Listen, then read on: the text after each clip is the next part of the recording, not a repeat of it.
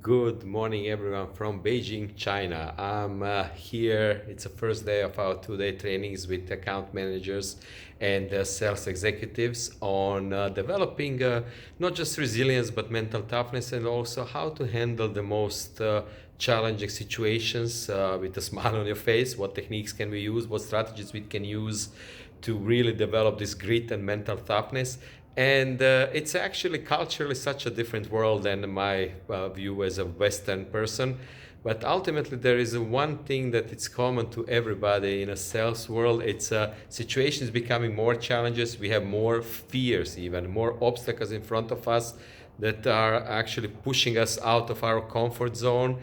And there are many strategies and techniques to develop because resilient salespeople actually sell more. Being confident it's one thing, but being resilient it's a totally different thing. And we work here with local Chinese people, Chinese executives on the skills they can bring back to their teams, how to develop their resilience, how to actually use active listening skills and not jump into conclusions, but really confirming what you hear from your clients.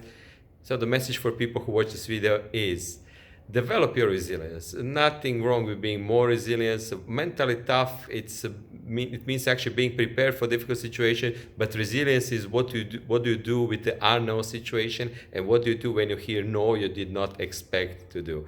So anyway, it's fun visiting different countries and doing trainings in different cultures, because I learned so much about culture, business culture here, that actually challenges my point of view, and I'm also growing in a certain way. Thank you for watching. This is Alen Meyer from Beijing, China.